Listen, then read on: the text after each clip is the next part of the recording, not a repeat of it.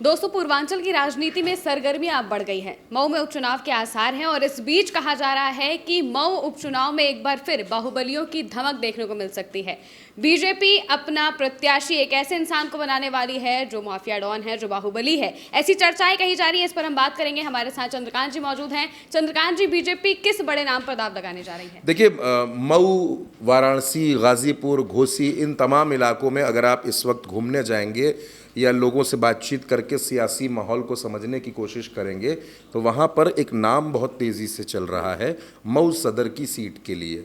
सबसे पहले तो ये समझ लेते हैं कि मऊ सदर की जो सीट है वहाँ पर उपचुनाव की बात इसलिए हो रही है क्योंकि मौजूदा विधायक जो थे अब्बास अंसारी, मुख्तार अंसारी के बेटे, उनकी सदस्यता जा चुकी है, उनकी सदस्यता रद्द हो चुकी है क्योंकि उनको हेट स्पीच के मामले में सज़ा हुई थी।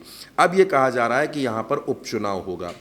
अब देखिए, समाजवादी पार्टी तो यहाँ पर ये मंथन कर रही है कि मुख्तार अंसारी के परिवार से किसी को लड़ाया जाए या अफजाल अंसारी के परिवार से किसी को लड़ाया जाए, लेकिन मऊ की इस सीट पर यह कहा जा रहा है कि भारतीय जनता पार्टी और ओम प्रकाश राजभर के बीच म्यूजिकल चेयर का गेम हो रहा है। गेम ये है कि राजभर की पार्टी का प्रत्याशी होगा या फिर बीजेपी का प्रत्याशी होगा। अच्छा, इन दोनों चर्चाओं के बीच में एक नाम ने बहुत तेज़ी से जगह बना ली है। वो नाम है पूर्वांचल से आने वाले और एक मुख्तार अंसारी के सबसे बड़े दुश्मन माफिया डॉन ब्रजेश सिंह का। कहा यह जा रहा है कि ब्रजेश सिंह को इस सीट से चुनाव लड़ाया जा सकता है। इस तरह की चर्चाएं बहुत तेज हैं।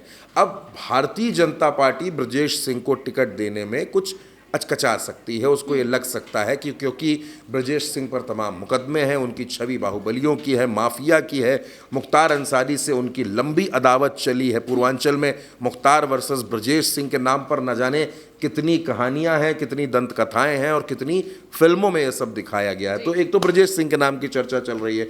दूसरा, कहा यह जा रहा है कि Bharatiya Janata party safe side चलने के लिए यह सीट गठबंधन के तहत ओम प्रकाश राजभर को दे सकती है और ओम प्रकाश राजभर और ब्रजेश सिंह की नज़दीकियां किसी से छिपी नहीं है। ऐसे में ओम प्रकाश राजभर ब्रजेश सिंह को चुनाव लड़ा सकते हैं, टिकट दे सकते हैं। सबसे पहले तो ये समझ लीजिए कि ब्रजेश सिंह जितना बाहुबल में, धनबल में मजबूत हैं, जितना वो उनकी छवि माफिया वाली है, उतने ही ज़्यादा वो राजनीतिक तौर पर भी मजबूत हैं। 2016 में ब्रजेश सिंह विधान परिषद के सदस्य रह चुके हैं, एमएलसी रह चुके हैं। मौजूदा वक्त में उनकी पत्नी है अन्नपूर्णा देवी, वो निर्दलीय एमएलसी बनी थी। भारतीय जनता पार्टी को उन्होंने बीजेपी की सरकार होते हुए चुनाव हरा दिया था। इसके अलावा इनके एक भतीजे हैं सुशील सिंह, जो चंदौली की सैयद राजा सीट से विधायक हैं, चौथी बार विधायक हैं। सुशील सिंह, उनके पिता थे चुलबुल सिंह, वो जिला पंचायत के अध्यक्ष भी रहे, ब्लॉक प्रमुख, जिला पंचायत, गाजीपुर, मऊ, इन तमाम इलाकों में ब्रजेश सिंह का इसमें पूरी धाक है इस पूरी राजनीति में। तो ब्रजेश सिंह राजनीतिक तौर पर बहुत मजबूत हैं। ब्रजेश सिंह के दो बेटे हैं, सिद्धार्थ सिंह और सागर सिंह, वो भी इन दिनों खूब सक्रिय हैं, क्षेत्र के कार्यक्रमों में जाते हैं। और ब्रजेश सिंह भी बहुत एक्टिव है, वो भी अलग अलग कार्यक्रमों में नज़र आते हैं। पहले ब्रजेश सिंह बहुत कम निकलते थे और अभी भी वो कम निकलते हैं, लेकिन अलग अलग ज़िलों में उन्होंने जाना शुरू कर दिया है।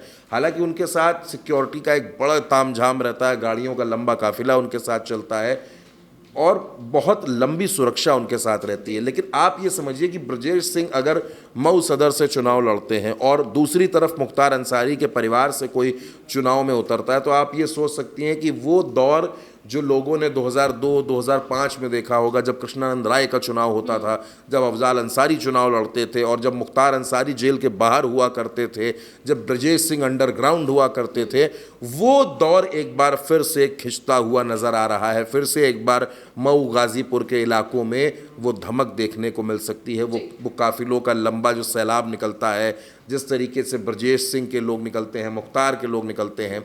हालांकि अब आप ये ज़रूर कह सकती हैं कि अब मुख्तार इस दुनिया में नहीं है, तो मुख्तार की फैमिली बहुत ज़्यादा टूटी है, बहुत ज़्यादा दबाव में है। अफशान अंसारी फरार हैं, अब्बास और उमर पर तमाम मुकदमे हैं, अफजाल अंसारी सांसद हैं, लेकिन अब वो जो जलवा था, वो जो करिश्मा चलता था, वो जो सिक्का चलता था, अब वैसा दौर नहीं है। जबकि ब्रजेश सिंह इस वक्त बेहद मजबूत हैं, बेहद मजबूत हैं। जब मैंने आपको बताया कि पत्नी एमएलसी है, भतीजा विधायक है, और दूसरी बात यह है कि ब्रजेश सिंह बेहद मजबूत हैं उत्तर प्रदेश में। और इस वजह से ये कहा जा रहा है कि भारतीय जनता पार्टी ब्रजेश सिंह पर दांव लगाकर पूर्वांचल में जो एक खास वोट बैंक है, एक जो खास वोट वर्ग है, और बात इसमें पूर्वांचल में सिर्फ वाराणसी या चंदौली या फिर गाजीपुर मऊ तक नहीं है, बात ये जौनपुर और मिर्ज़ापुर, सुल्तानपुर, अंबेडकर नगर, इस पूरी बेल्ट की पॉलिटिक्स इससे प्रभावित हो सकती है।